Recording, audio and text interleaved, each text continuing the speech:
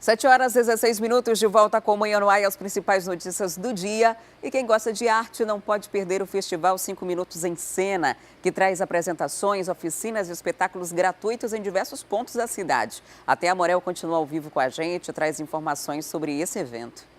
Olá, vai ter até espetáculo circense, né? Conta pra gente como vai funcionar. É sim, Adriane, tem palhaçada, sim senhor, viu?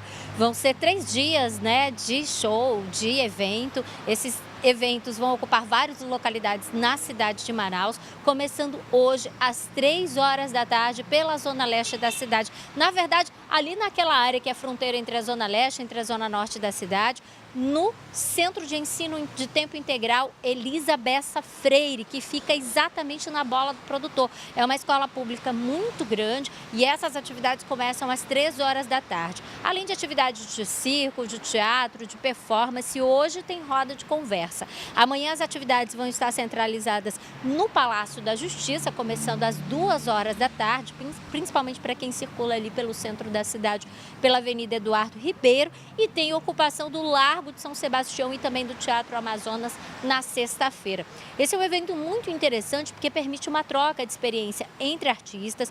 Vai ter circo, tem teatro, tem dança, tem performance, tem grupos de fora que vêm para fazer pocket cenas, né? São cenas curtas e o público também tem a oportunidade de ver essas cenas curtas de uma maneira assim, quando ele menos espera. Você está fazendo uma visitação, você está caminhando ali pelo Largo de São Sebastião e de repente se depara com uma cena de teatro, com uma cena circense. É muito interessante por conta disso. Tem muita gente que vem de fora também, né, que se inscreve para fazer esse evento, e essa já é a segunda edição do evento. No ano passado, em apenas um dia, eles conseguiram atingir cerca de 950 pessoas. São pessoas que estavam passando, que viram as cenas, e esse ano, como são 3 dias, essa expectativa aumenta, é muito maior. Eles esperam chegar a pelo menos 2.500 pessoas, um público estimado, isso considerando inclusive o público, né, dos alunos da Escola Pública de Tempo Integral,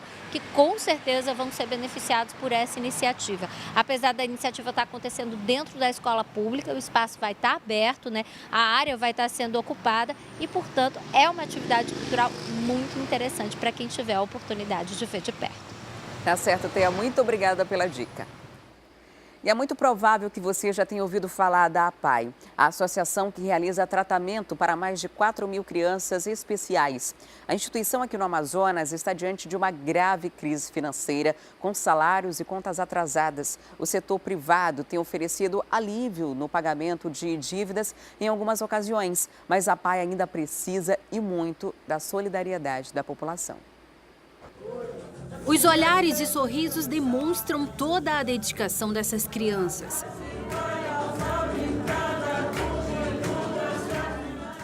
A Associação de Pais e Amigos dos Excepcionais atende em média 600 pessoas por mês.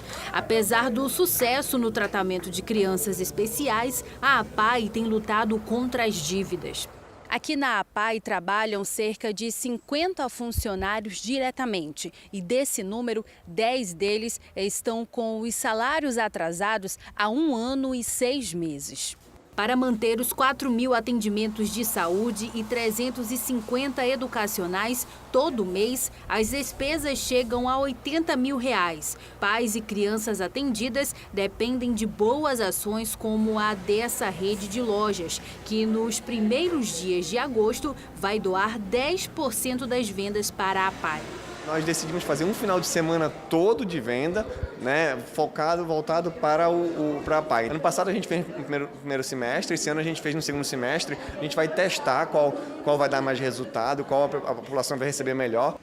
Esse é o segundo ano da campanha Tropicaridade, que deve garantir pelo menos 2 meses de tranquilidade à APAE. Foi para nós assim, a salvação. E se no final do mês você quiser ver o que aconteceu com o seu dinheiro, venha nos visitar. E a APAE fica no Parque 10, na Zona Centro-Sul. Quem quiser ajudar com doações pode ligar para o telefone 994445252. Anota aí se você tiver interesse em ajudar de alguma forma, 994445252. E Manaus recebe esta semana a visita da princesa Mako, do Japão. Ela cumpre a agenda em comemoração aos 110 anos de imigração japonesa no Brasil. A última vez que um membro da família imperial japonesa esteve aqui no Amazonas foi há mais de 30 anos. Acompanhada da cônsul brasileira Hitomi Sekiguchi, a princesa do Japão cumprimentou representantes nipo-brasileiros da região. Na sequência, a Alteza foi recebida pelo governador do estado e ambos aproveitaram o encontro para falar sobre interesses econômicos. No salão principal da solenidade, famílias japoneses aguardavam o pronunciamento da princesa, que foi traduzido simultaneamente para o português. Estão sendo promovidas pelas senhoras e senhores da comunidade nipo-brasileira.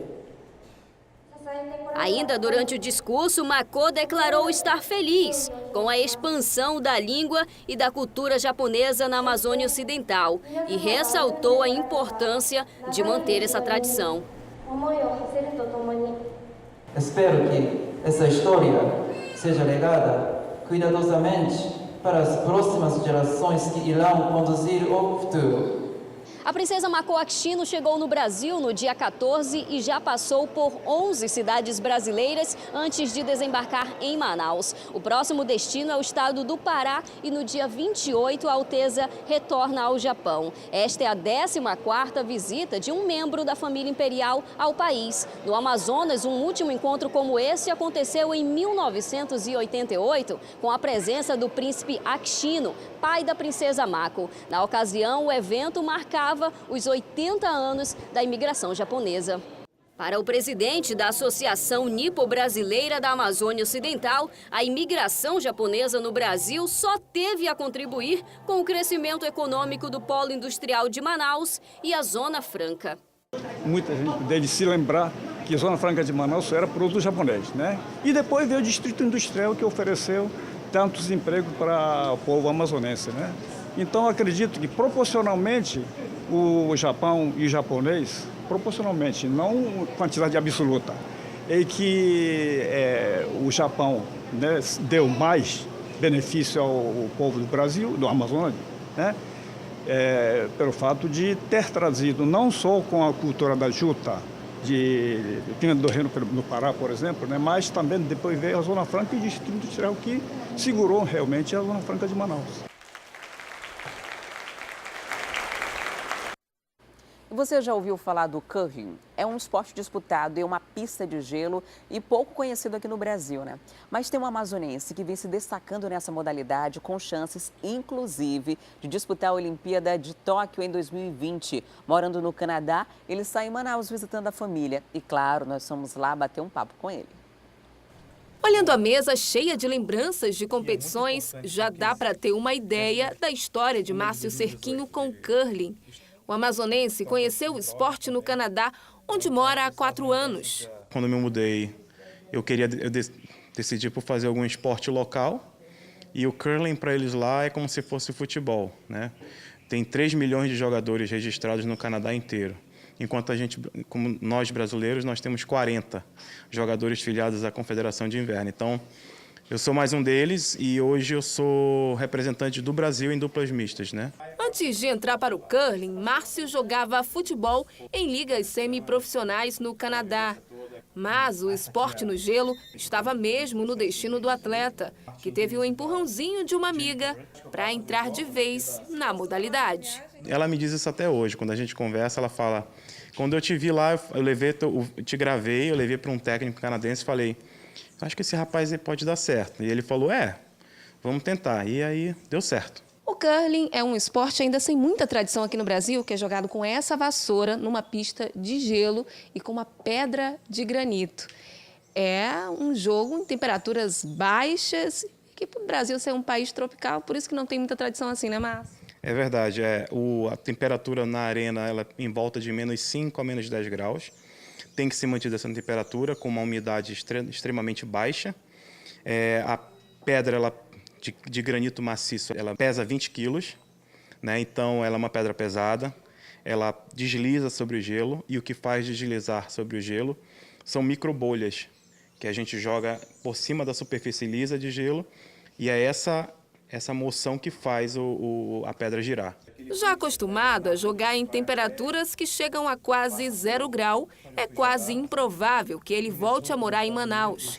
Mas a família já aprendeu a lidar com a saudade e acompanha daqui todos os passos do atleta. Sempre a gente está se comunicando. Falo diretamente com ele na internet, né?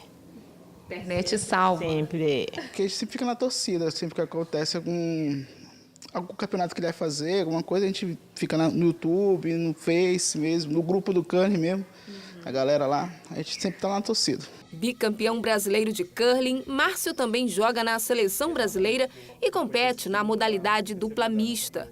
O sonho é representar o país na Olimpíada de Tóquio em 2020. O sonho maior é a Olimpíada de 2022. Né? Eu acho que eu tenho ainda mais 3 anos para trilhar. A gente fez um excelente Mundial ano passado, a gente conseguiu a melhor campanha brasileira até hoje. Por 3 centímetros, nós não nos qualificamos para os playoffs, né, para as oitavas de finais, o que seria um fato inédito, mas a gente colocou o Brasil no top 17 do mundo, de 40 times. Saímos de 34º de um ano anterior para 17º, com chances reais de qualificar para playoffs. Quase ganhamos do time do Canadá, que é o número 1 do mundo, né? Então, a gente viu o que dá, a gente sabe o que fazer, e é só fazer alguns ajustes finos para poder chegar em 2022 em Pequim. Quem diria, né? Alguém que nasce num calor desse aqui de Manaus, disputando uma modalidade no gelo e com grandes chances de nos representar nas Olimpíadas. A gente fica aqui na expectativa, torcendo muito para que dê certo. E você de casa ficou curioso aí com essa modalidade? Quer saber um pouquinho mais? É só acompanhar a gente aqui no Acrítica Play. Logo depois do Manhã no Ar termina aqui na telinha, a gente continua na internet e você pode acompanhar um pouquinho mais sobre essa modalidade e sobre esse treinamento aí, quem sabe, sobre uma futura classificação para Olimpíadas. Antes da gente encerrar, tem informação de trânsito para você que acompanha o Manhã no Ar. Vamos acompanhar aqui a publicação no Twitter do Manaus Trans. Ônibus em pane na Avenida Torquato Tapajós, sentido centro da cidade, oposto à empresa Satibraz. Agente monitorando o local, condutores. Atenção, é o que pede a Manaus Ambiental. O trânsito deve ficar bastante complicado, porque na Torquato já tem um volume intenso de veículo. Quando tem um carro em pane, a situação fica ainda pior, sem contar com as pessoas que estavam nesse veículo e que acabaram ficando na mão depois que ele pregou. Os ônibus aí são sempre muito lotados. O Manhã no Ar de hoje vai ficando por aqui. Muito obrigada pela sua companhia. Um excelente dia para você. Você fica agora com Fala Brasil, as notícias do Brasil e do mundo. Logo em seguida, hoje em dia, e às 10h45 da manhã, Alô Amazonas ao vivo. E não esquece, amanhã cedinho a gente tem encontro marcado. Até lá. Tchau, tchau.